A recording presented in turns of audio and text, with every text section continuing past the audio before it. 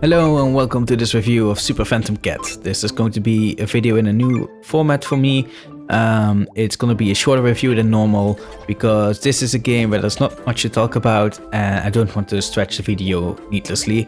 So that's what I'm going to do from now on with other games as well, if I don't think it warrants a full review that goes into every little detail. So yeah, onto the game. It's a little platformer with what I thought was a really cool art style. It was only $5 or €4 if you live in the EU, and it looked good. So when I was asked to review the game, I said, yeah, sure. I didn't look much up about it, I just looked at the Steam page and the description and the pictures, and I thought it looked cool. So I got the game for free.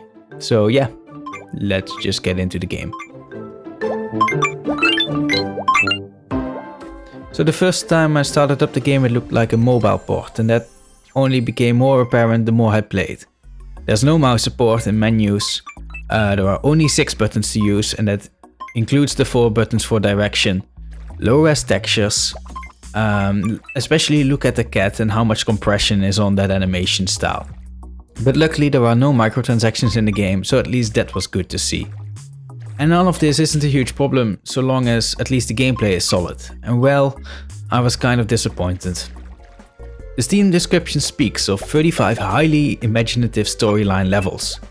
And I do want to know where they are, because in the first hour it is just boring level after boring level, with obstacles and power-ups that you have used hundreds of times before in other games. After that first hour things become better and levels become a little bit harder and more interesting to play, but it's still nothing special and something you haven't done before. So yeah, the description, in my opinion at least, is false. On top of that, the game wants you to explore the levels because they're pretty short, but you will find one of two things: a couple of coins or a treasure chest.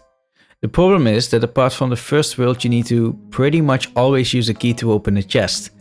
But keys are 300 coins to make, and you only find between 50 and 150 coins per level if you explore well. On top of that, you need coins for lives and to get more spaces for more keys and more lives. So you don't get all that many keys in your first playthrough. And what is in the chest, you ask? Different playable characters, at least parts of them. Yep, you can't even play them instantly.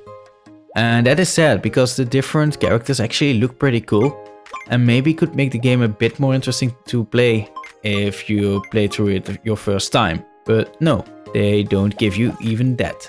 And lastly, the music. It's fine. It does its job, although many of the tracks you do hear clearly where it's looped. And different worlds don't have different music, so it gets pretty repetitive pretty fast.